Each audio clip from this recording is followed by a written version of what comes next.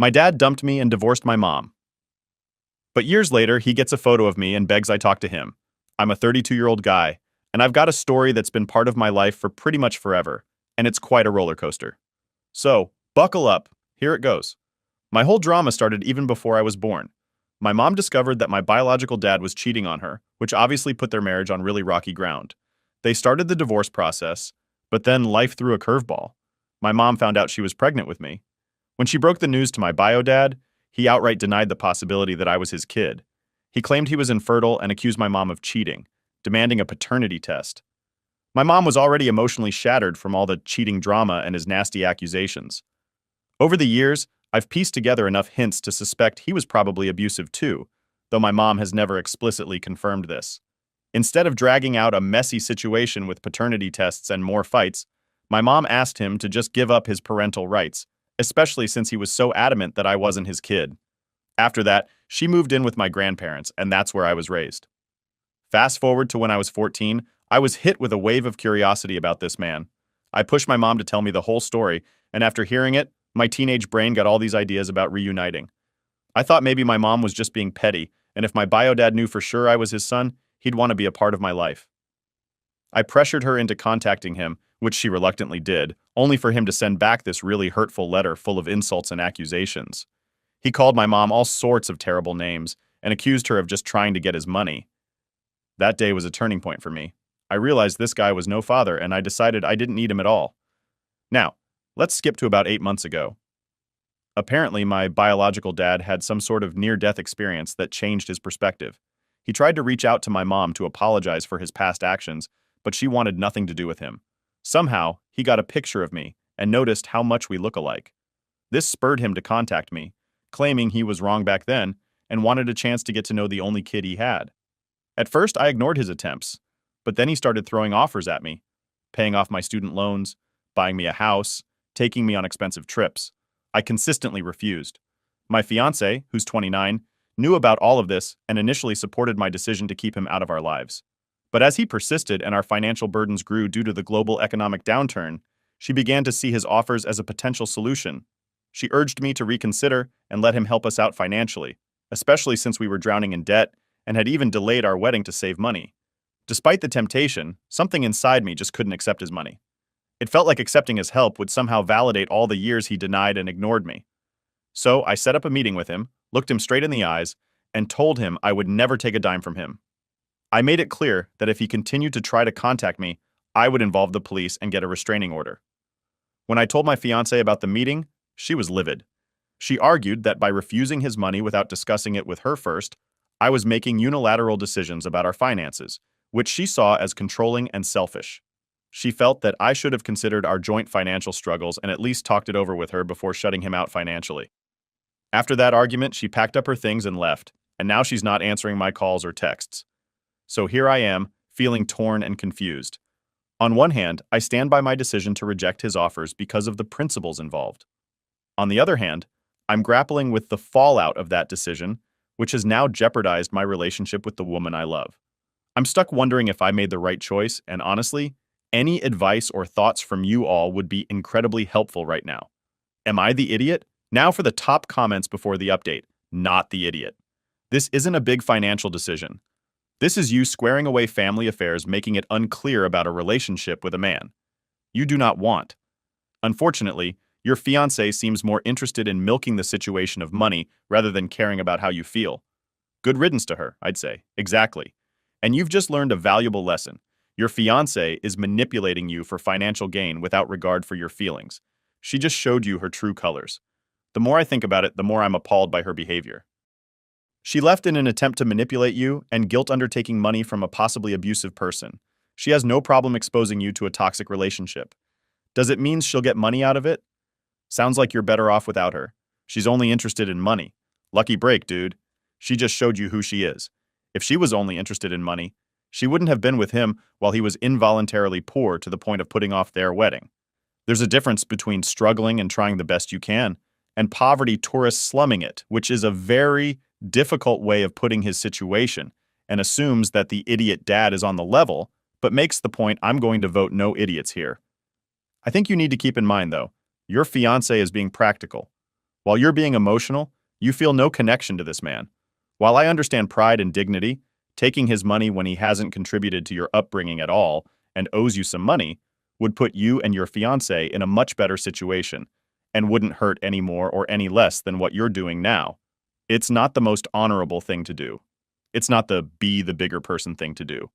But practically speaking, it would make your life much easier and compensate somewhat for the disadvantages of growing up without a father.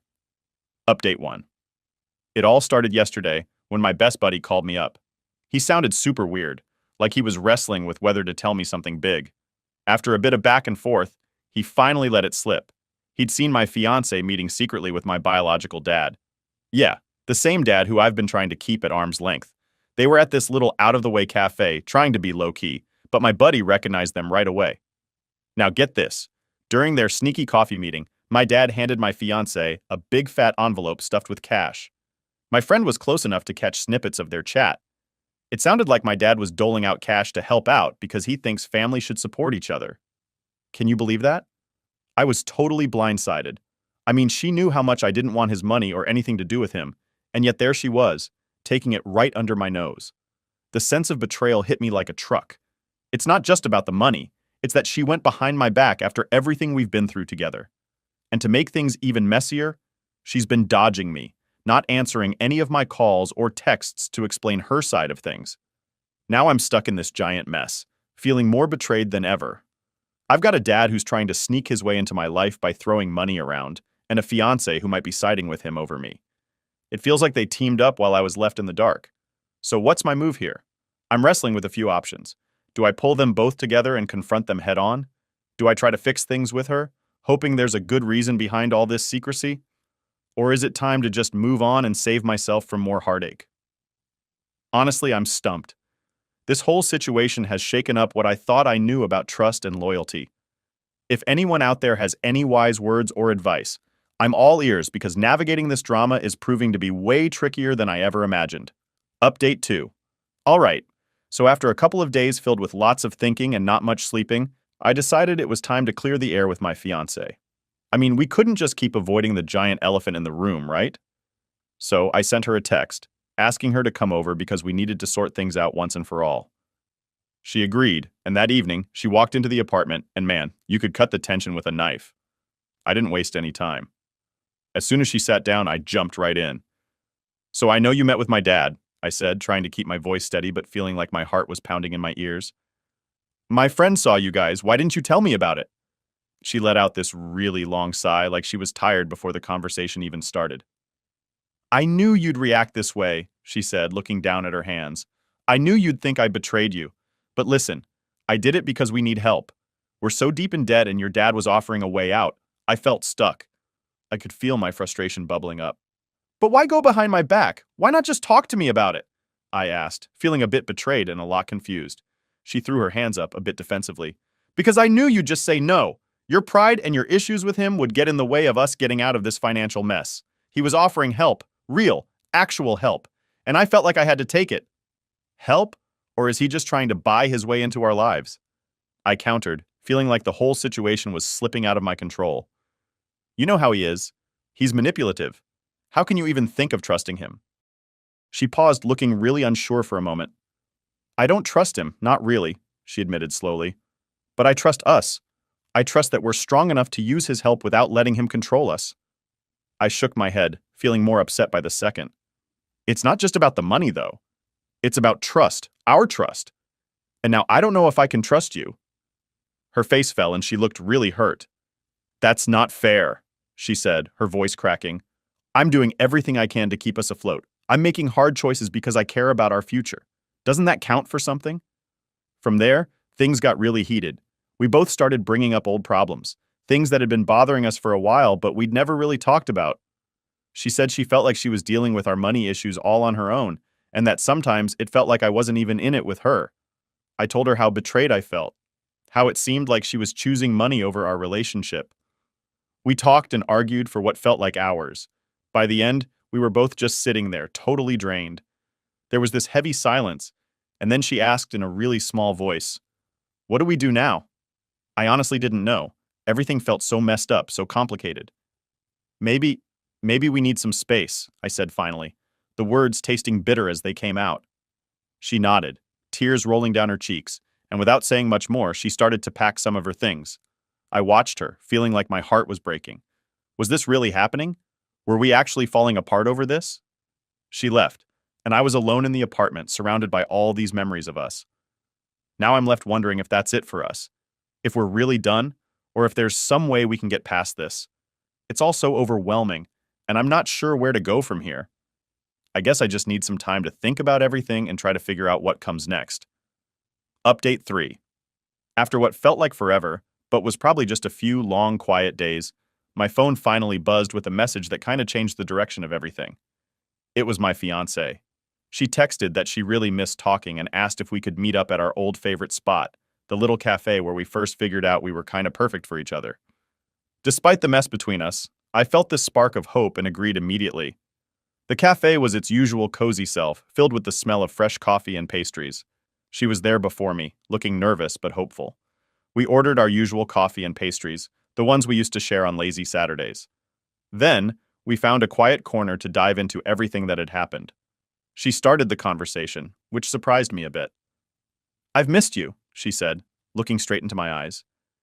"And I've had a lot of time to think about how everything exploded. I'm really sorry for going behind your back with your dad. I should have talked to you first. That was wrong, and I get why you felt betrayed." Hearing her say that, my own walls started to come down a bit. "I've missed you too," I admitted, feeling a mix of relief and lingering frustration. "But it's not just about the money or meeting him. It's about us, how we're supposed to handle things together. We're a team, right?" She agreed immediately, her eyes welling up a bit. "You're right. I let my worry about our debts make me do something stupid. I promise if we move past this, I'll never make decisions like that without you again." We talked a lot more after that. We opened up about our fears of the future, our hopes, and how stressed we had been feeling about money. It felt like we were slowly finding our way back to each other. Just then, in the middle of our deep talk, my phone rang. It was my mom. I hesitated, but decided to pick up. Mom was straight to the point. "Don't let money break you two apart," she said in her no-nonsense way. "You both love each other, anyone can see it. Money comes and goes, but love? Don't throw that away because of this mess." That hit me hard, right in the feels. My mom has always been about seeing the big picture, and she nailed it again this time. I hung up and shared what Mom said with my fiancée. She laughed a little, probably more from relief than anything. "Your mom always knows just what to say, huh?" "Yeah," I smiled back at her, feeling a bit lighter. "She's got a knack for cutting through the mess." We decided it was time to head back to our apartment, a place that had seen better days with us. Walking in, everything looked the same but felt different, like we were stepping back into our life together, but with new eyes. Sitting down together on our couch, still holding hands, felt right. "We've got a lot to work through," I said. "Money issues, trust, handling tough times. But I think we can do it, if we're honest and open, no matter how hard it gets." She nodded, squeezing my hand. "I agree. Let's start fresh. Full honesty, always. And let's set some ground rules for future money stuff, especially with family," she added, trying to make us both smile. I chuckled, grateful for the lighter moment. "Ground rules sound good. And maybe we could take a budgeting class or something? Tackle this as a team?" "Deal," she smiled, and it felt like we were making a new kind of promise to each other. So we're trying again. We know it's not going to be simple or easy, but something about facing it all together makes it feel possible, even hopeful. We have a bunch of stuff to figure out, but maybe, just maybe, we can turn all these challenges into something that makes us stronger than we were before. Thanks to everyone who's been sending good thoughts and advice our way. Here's to facing the mess and finding the magic that comes after you sort it all out. Update 4. I thought things were starting to settle, maybe even get a bit normal again after all the recent drama with my fiancé and my bio dad. But man, was I wrong. It was a typical Thursday, just like any other. I was coming home from work thinking maybe tonight would be a chill night. Just kick back, throw on a movie, and relax with my fiancé. But the universe had other plans, it seems. The moment I opened the door to our apartment, my heart pretty much stopped. There, sitting right on our couch like he owned the place, was my bio dad, the last person I ever wanted to see chilling in my living room. The shock of seeing him there just froze me for a second. Before I could snap out of it, my fiancé was up and talking fast, trying to smooth things over before they even got rough.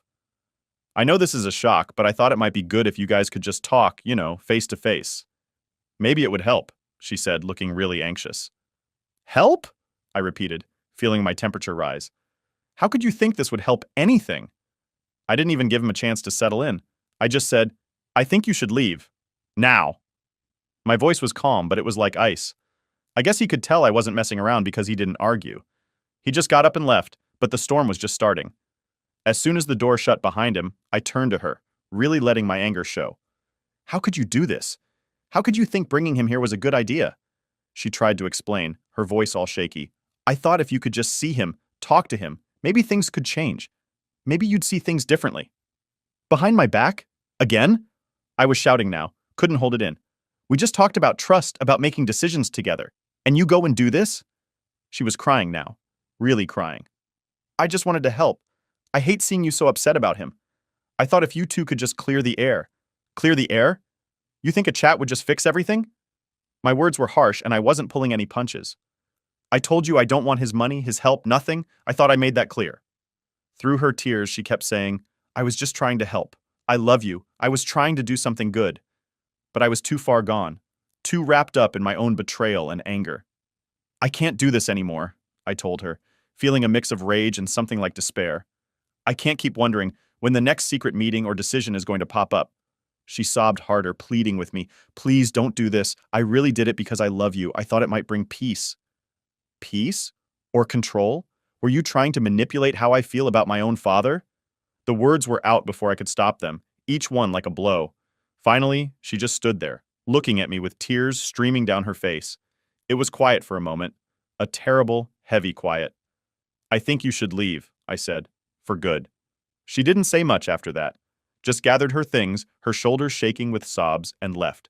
The door clicked shut, and that sound? It was like the final note in a song, the end of something big. Now the apartment feels empty, too big, too quiet. I'm left wondering if I went too far, if maybe I should have handled it differently.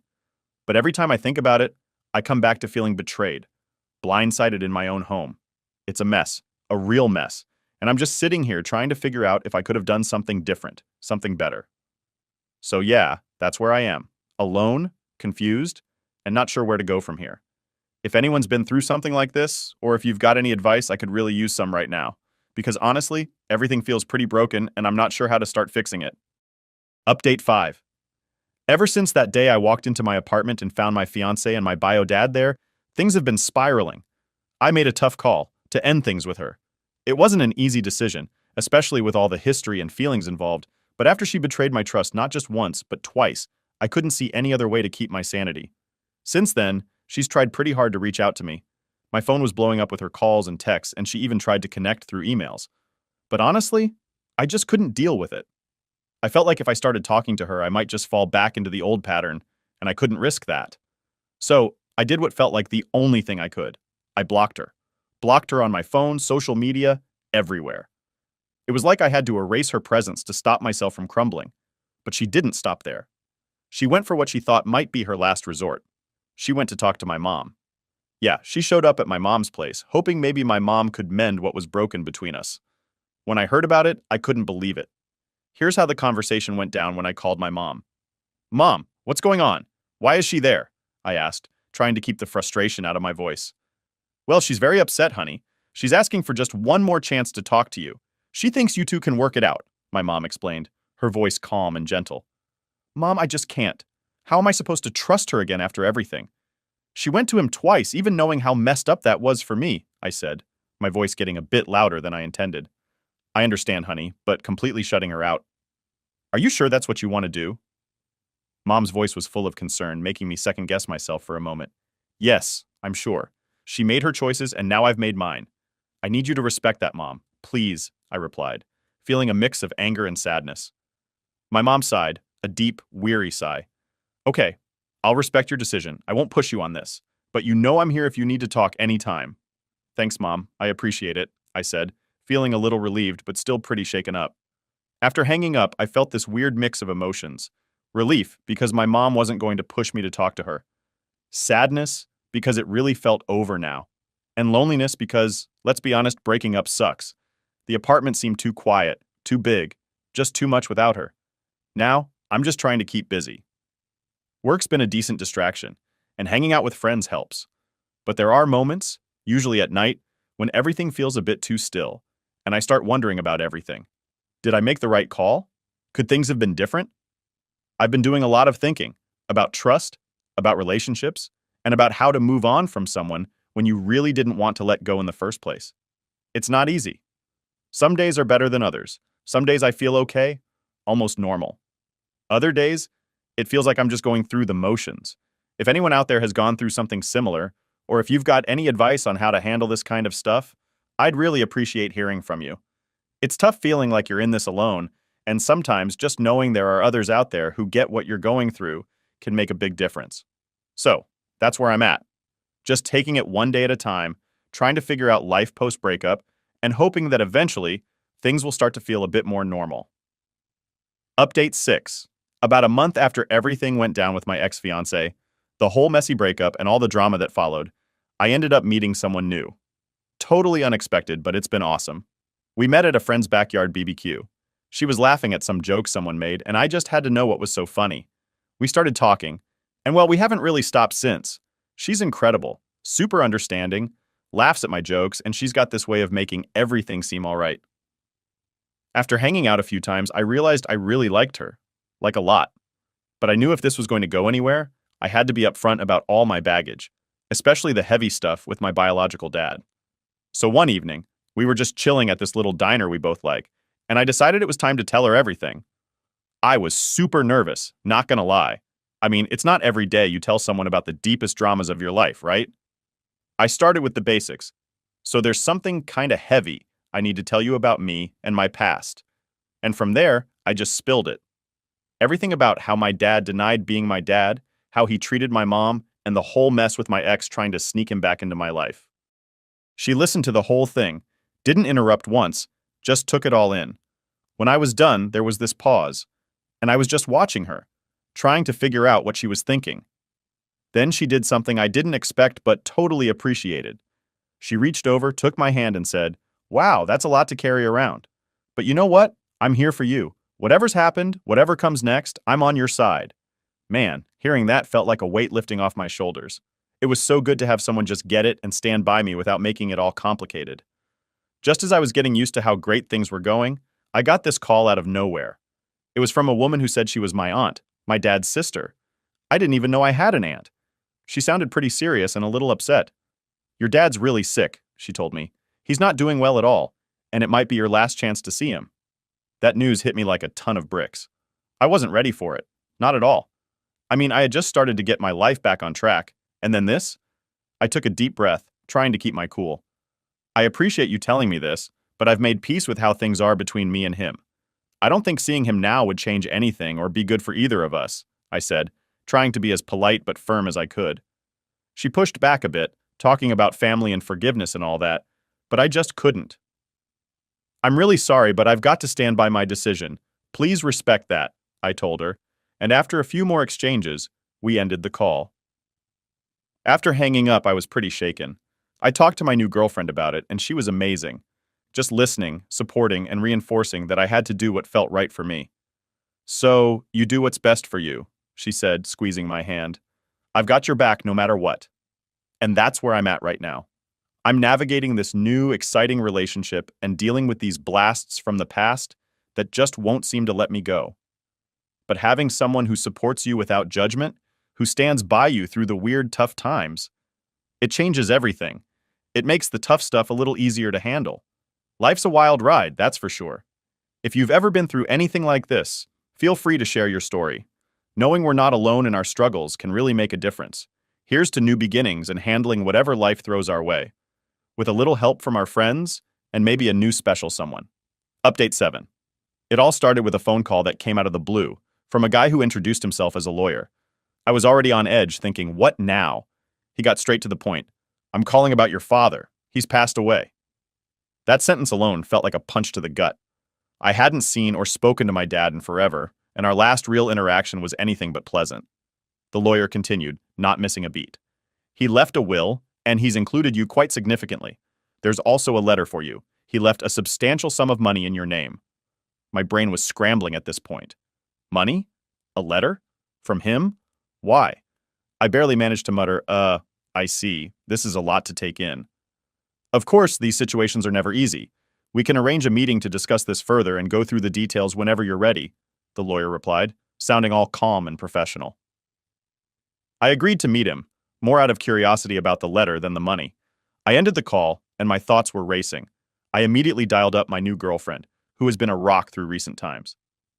Hey, so my dad passed away, I started, and even saying that felt weird. I told her about the will, the money, and especially the letter. I don't know how to feel about all this, I admitted. That's a lot to handle, she said, her voice full of concern. What do you want to do about the money? I honestly don't know, I sighed heavily. It feels weird, like my whole life, I said I'd never take anything from him. She gave me one of those looks, the kind that says she's thinking deep. Maybe think of it this way. Maybe this was his attempt to make things right. You don't have to see it as agreeing with how he treated you, but maybe as something to help you move forward. Her words helped a bit, but man, was it a lot to digest. A few days later, I found myself in the lawyer's office, a neat little room lined with books and papers. He handed me the letter my dad wrote, and I felt like my heart was pounding as I opened it. My son, I've had a lot of time to think about my actions and their impact on you and your mother. I deeply regret the pain I've caused, and not being there as a father should. In my last days, I realized the full weight of my absence. I hope this money can serve as a small part of mending the gap between us. It's meant to help you build your future, and perhaps offer some peace. I'm truly sorry for everything.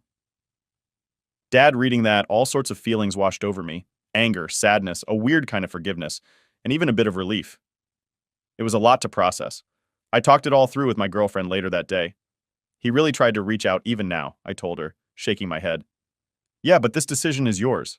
It's about what you need to move forward, she said, always trying to keep me focused on what matters most.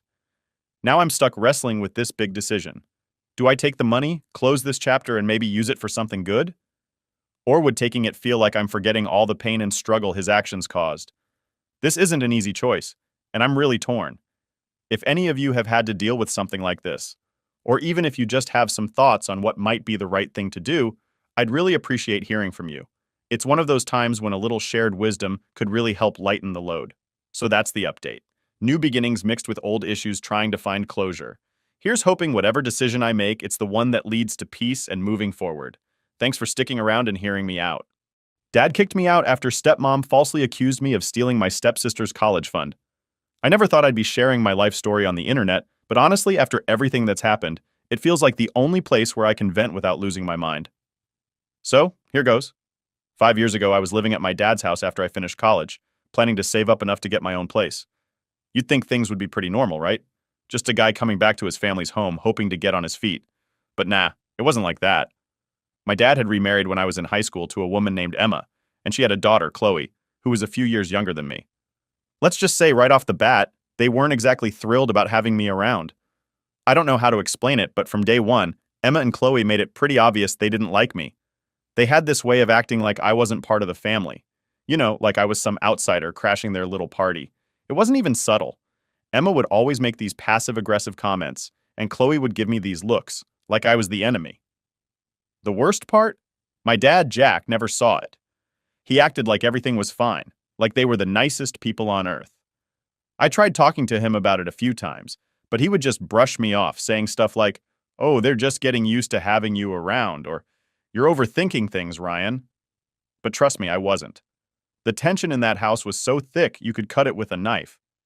Still, I didn't really have any other options. I didn't have enough saved up to move out yet, so I stuck it out. I tried to avoid being home as much as possible, usually staying out late and coming back when I knew they'd all be asleep. I'd hoped things would eventually cool off, but that never happened. One day I was out house hunting, trying to find something affordable so I could finally get out of there. When I came back that evening, something felt off. You ever walk into a room and just know something's wrong? Yeah, it was like that. The whole house was weirdly quiet. No TV on, no sound of dishes clinking in the kitchen, nothing. Just silence. I walked into the living room, and there they were, my dad, Emma, and Chloe, all sitting on the couch like they were waiting for me. My dad's face looked different. He looked serious, like something big was about to go down. But I had no idea what it was. My heart started racing, and I had this sinking feeling that whatever was coming wasn't good. "Ryan, we need to talk," my dad said, his voice cold. like he wasn't the guy who'd raised me.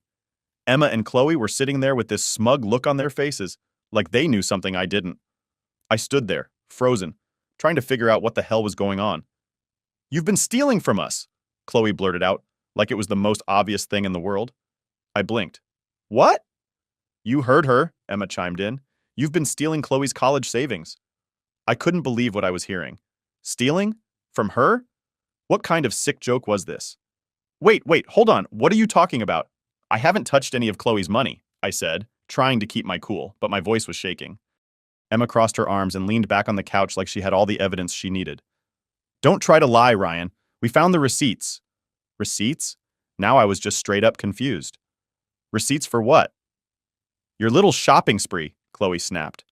"Dad found all the stuff you bought hidden under your bed." And that's when it hit me. The luxury items I'd never seen before, the ones supposedly stashed under my bed, stuff I would never buy in a million years. They'd set me up. I looked at my dad, waiting for him to back me up, to tell me this was all some misunderstanding. But he didn't. Instead, he stood up and glared at me like I was some criminal. "I found the bags under your bed, Ryan. I can't believe you'd do this to your own family." My stomach dropped. He actually believed them. "Dad, I didn't," I tried to explain, but he cut me off.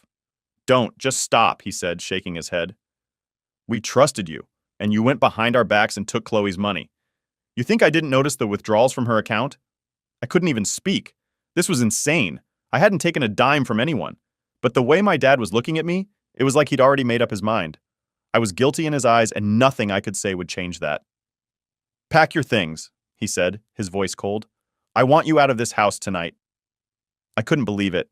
I couldn't wrap my head around the fact that my own dad was kicking me out, not even giving me a chance to prove I was innocent. I felt this mix of anger, frustration, and hurt all at once. It was like everything I'd tried to build with him, every time I'd tried to get him to see how toxic Emma and Chloe were, just didn't matter anymore. "Dad, please, just listen." "No," he said, his face hard. "We've listened enough. It's over." That's when Emma got up, smirking like she'd just won some kind of game. "You should have known better, Ryan. Family doesn't steal from family." The nerve of her. I wanted to yell, to fight, to make my dad see how full of it she was. But I knew it wouldn't do any good. He was too far gone. Emma had him wrapped around her finger, and Chloe, well, she was just following her mom's lead. I packed my stuff that night, my hands shaking the whole time. I didn't take much, just a suitcase and a few essentials. The entire time, I could feel my dad's eyes on me, watching like he was making sure I didn't take anything else. It broke me. This was the man who'd raised me, who I thought would always have my back. And here he was, throwing me out without even letting me explain. As I walked out the front door, I didn't look back. I couldn't. It hurt too much. I didn't know where I was going to go, what I was going to do. But one thing was clear. My dad had chosen them over me, and that more than anything was what hurt the most. After that night, I crashed at a friend's place for a while. My friend Matt, who's honestly a lifesaver, let me stay on his couch while I tried to figure out what the hell just happened. I felt like my whole world had flipped upside down in the blink of an eye. One day, I was thinking about house hunting and saving money, and the next, I was practically homeless, accused of stealing from my own family. It was surreal. At first, I thought I could fix it. I mean, it was obviously some huge misunderstanding, right? Like, I thought if I gave it a few days, maybe my dad would realize he'd made a mistake and call me, apologize, and let me come back. I kept checking my phone every hour, hoping there'd be a message from him. But days went by, and nothing. Dead silence.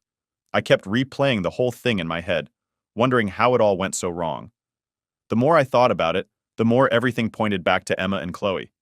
They must have planned this for a while. The whole finding the stuff under my bed thing was way too convenient. It wasn't even stuff I would buy. Designer clothes, a bunch of overpriced junk.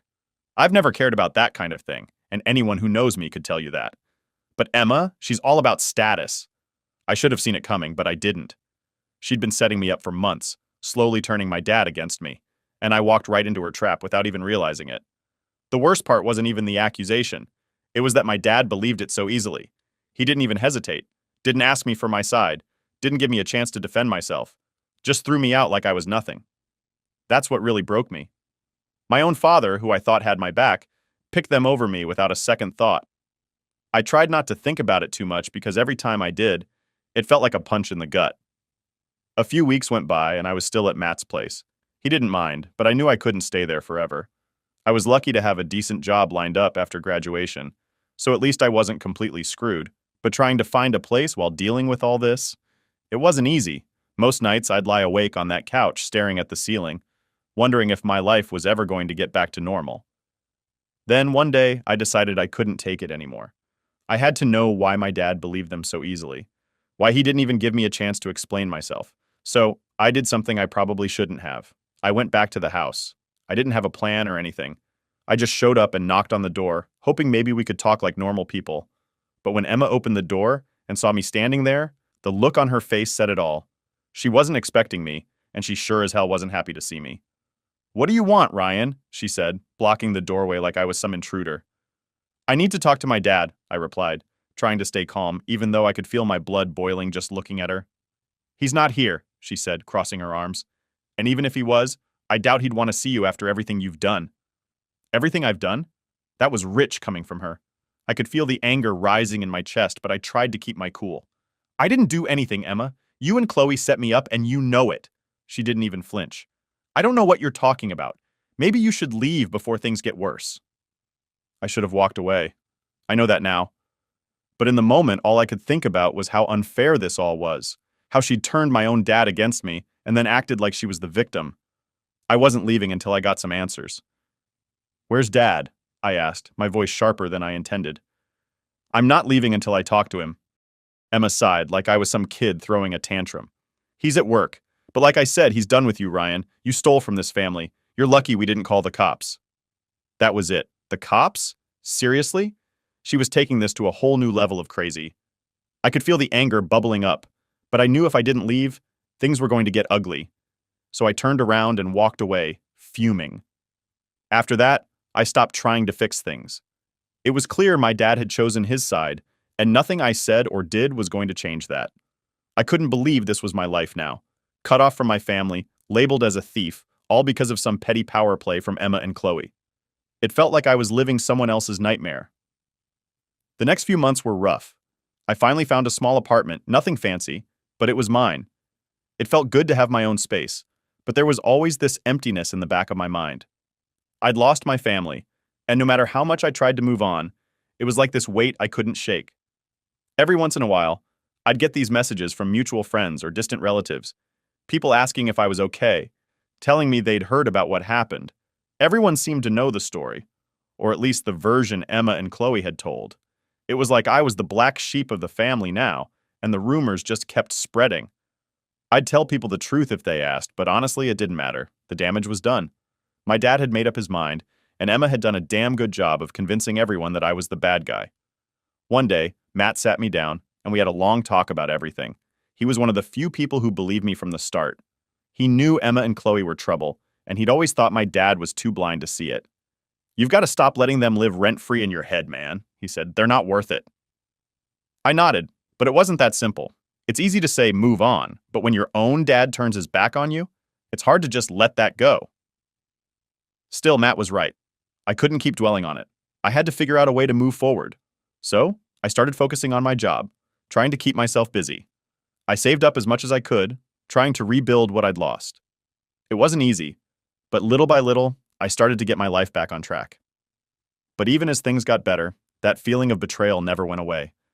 I kept thinking about all the times I'd tried to make things work with my dad, all the times I'd tried to tell him about Emma and Chloe, and in the end, none of it mattered.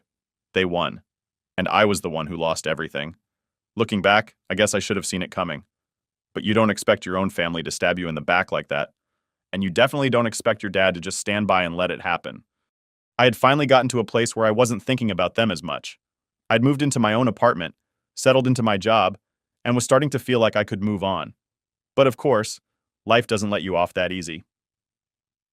One afternoon, out of nowhere, I get a knock on my door. Now, I wasn't expecting anyone. I'm not exactly popular with surprise visitors, so I figured maybe it was a neighbor or something. But when I opened the door, it wasn't a neighbor. It was my dad, Jack, standing there looking like a ghost. My first reaction was pure shock. I hadn't seen or heard from him in months. After everything that went down, I figured he was done with me. He sure as hell made it clear back then that I was the bad guy in his eyes. But now, here he was, on my doorstep, looking all, I don't know, guilty. "Ryan," he said, almost like he was unsure if I'd even recognize him, as if I could forget the face of the guy who basically threw me away like garbage.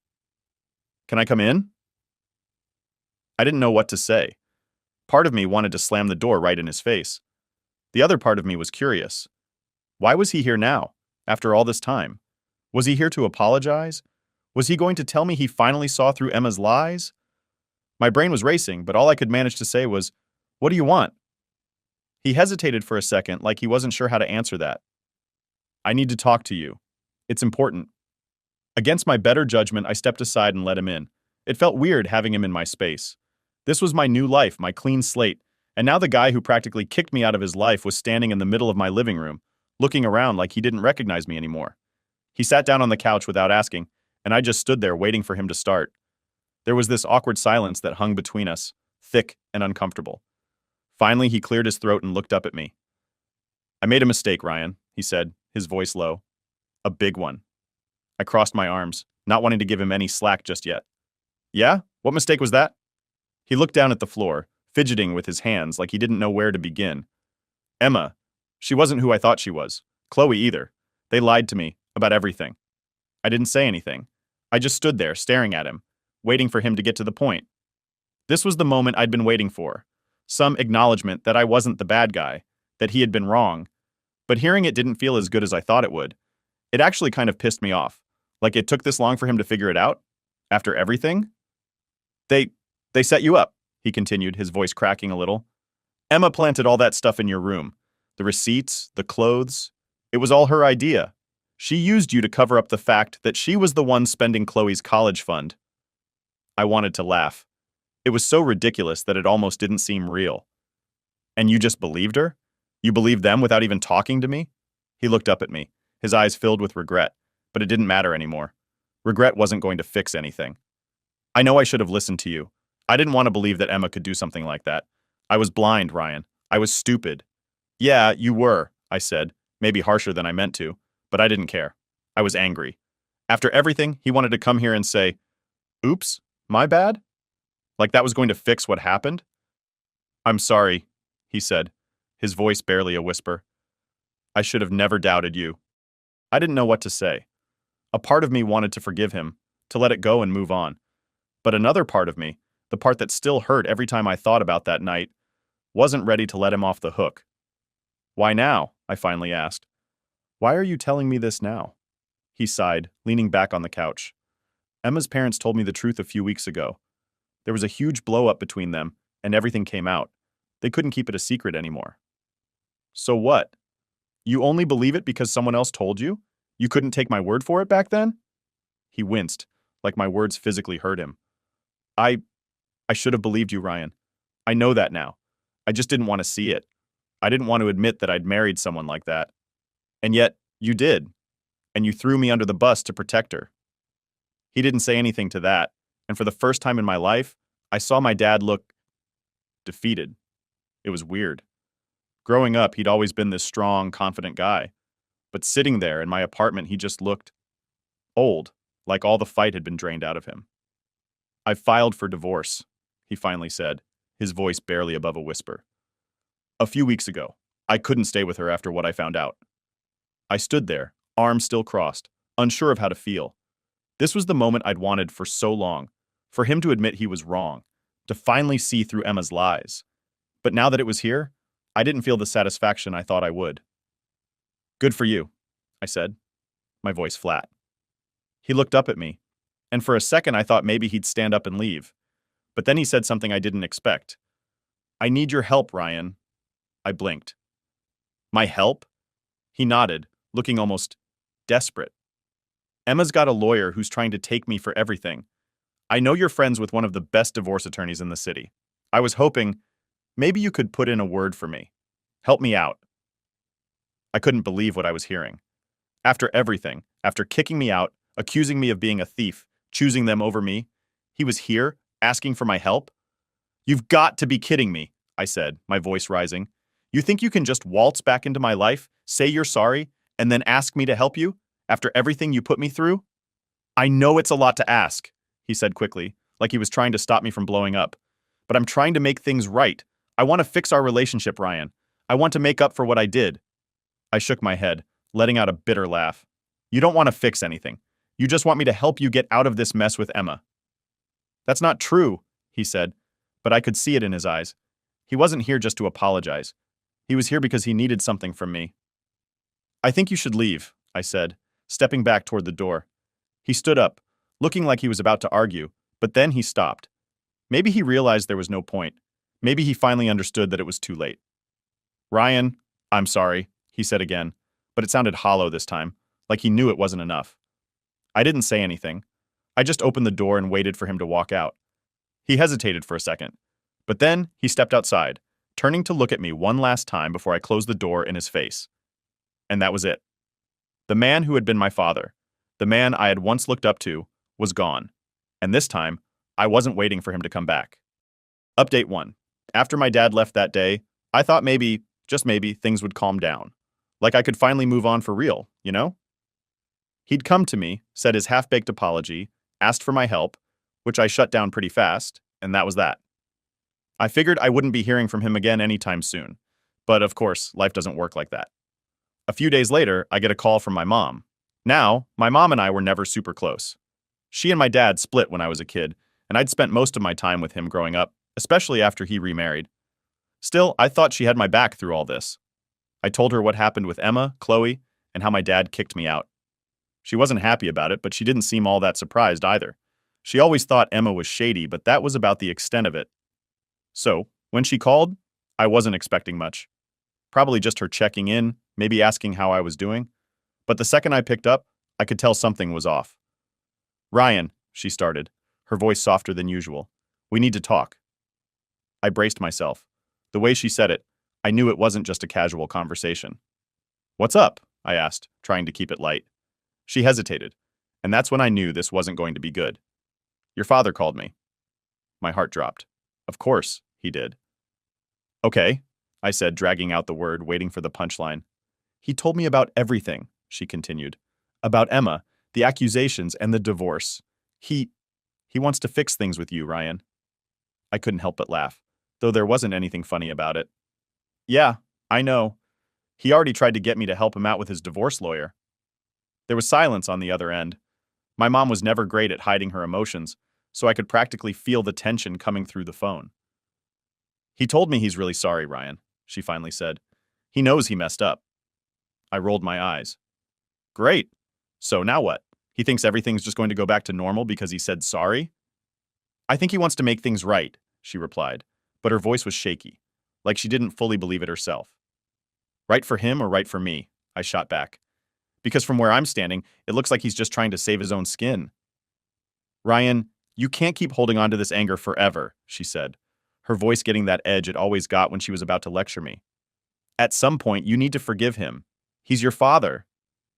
Yeah, and he's the same guy who kicked me out because he believed his wife over me, I snapped. Forgiving him isn't as easy as you think, Mom. I'm not saying it's easy, she said, a little softer now. But he's trying. He came to you, didn't he? Yeah, because he wants something from me, I said, frustration boiling up again. It's not about me, Mom. It's about him. It's always been about him. She went quiet again, and I knew she was trying to figure out how to get me to see things her way. But I wasn't budging. Not this time. I get that you're hurt, she said eventually. But family is complicated, Ryan. People make mistakes. And yeah, your dad made a big one, but he's trying to fix it. I could feel the heat rising in my chest. He's not trying to fix me. He's trying to fix his divorce, and he's using me to do it. You don't get it, Mom. I do get it, she said, but I could hear the frustration creeping into her voice now. I understand that he hurt you, but he's still your dad, and that counts for something. I wanted to hang up. I didn't want to have this conversation anymore, but something stopped me. Maybe it was the way her voice cracked, or maybe I was just tired of fighting with everyone. I don't know. I just stood there, phone in hand, trying to figure out what to say next.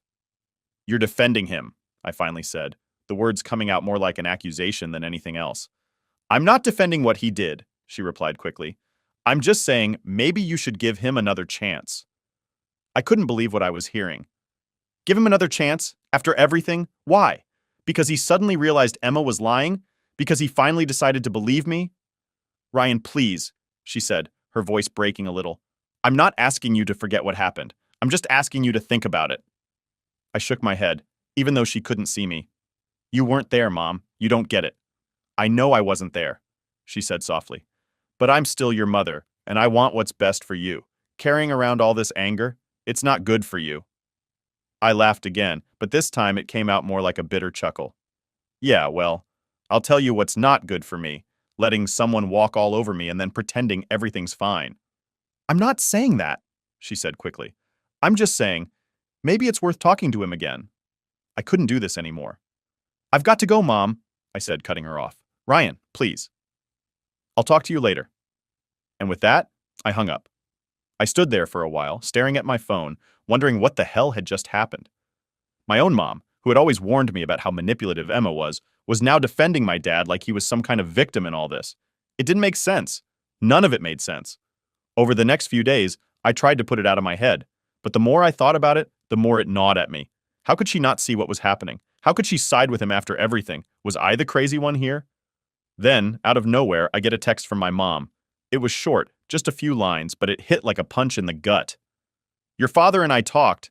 He wants to come over and explain things. I think you should let him. Family matters, Ryan. Don't forget that. That's when it clicked. My dad had gotten to her. Somehow he'd convinced her to take his side, to push me to forgive him. It wasn't just about him anymore. Now my mom was involved too. I didn't respond. I didn't know what to say. I just sat there, staring at the screen, feeling like everything I'd been holding onto was slipping through my fingers. Family matters. That's what she'd said. But what happens when your family is the one that tears you apart? Update 2. I wish I could say everything got better after that call with my mom. But life's not that simple. The whole situation left me more confused than ever. I spent the next few days going over everything in my head, thinking about what she said. Family matters. Sure, family matters. But what do you do when your family's the reason you feel like crap all the time? I tried focusing on work, on keeping my life moving forward, but it was hard. It was like no matter what I did, the weight of all this family drama was always there, just hanging over me. And it wasn't like I could just not think about it. My dad showing up at my door, my mom taking his side, it was too much.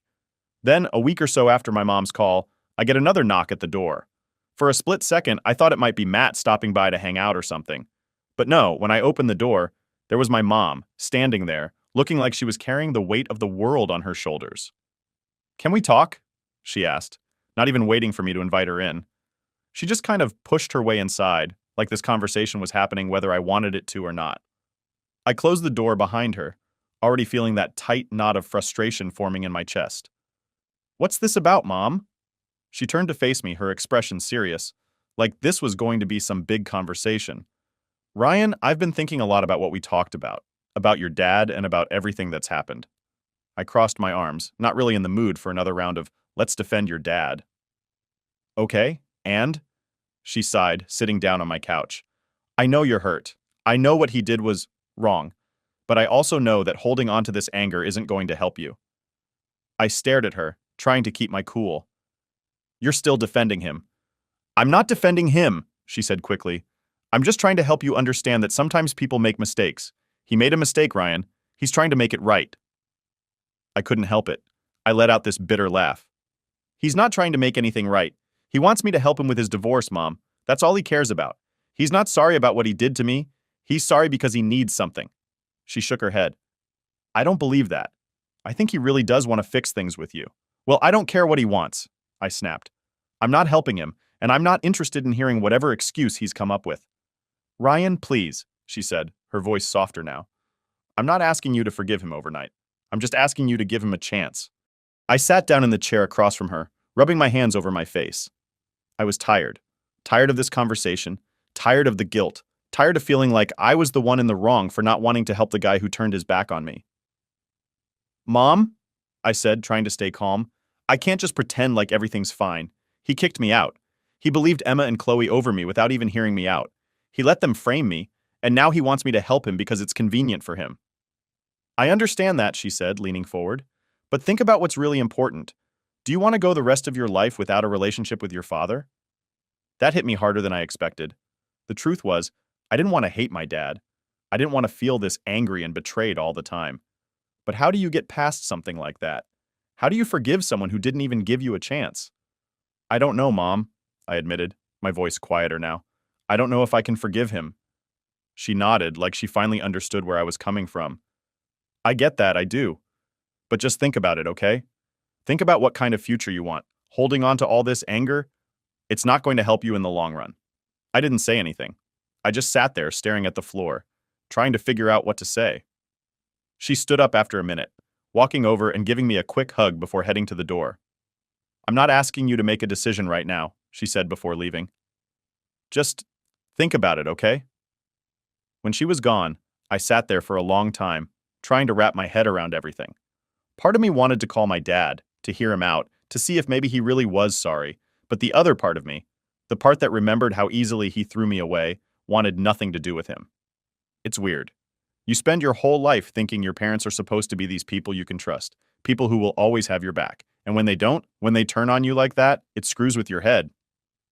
A couple of days passed, and I kept trying to put the whole thing out of my mind. But it was like this cloud hanging over me. I'd be at work, and all I could think about was my mom's words echoing in my head. Do you want to go the rest of your life without a relationship with your father? I guess the answer was no. I didn't want to live my life hating him, but how do you even begin to forgive something like that? Then, one night, I was sitting in my apartment, scrolling mindlessly through my phone, when I got a message from my dad. It was short, just a few lines, but I could tell it wasn't easy for him to send. Ryan, I know I've hurt you. I know I can't undo what's been done, but I want you to know that I'm truly sorry. I don't expect you to forgive me right away, but I'd like to talk if you're willing. I stared at the message for a long time, not sure what to do. I could ignore it, pretend like I didn't see it, or I could respond, open the door to whatever conversation was coming next. I don't know what made me do it, but I started typing back. Maybe. We'll see. It wasn't much, but it was something. As I hit send, I realized this wasn't about helping him with his divorce or fixing things on his terms. This was about me deciding what I wanted. And for the first time in a long time, I felt like I had some control over the situation. Maybe that's what I needed all along.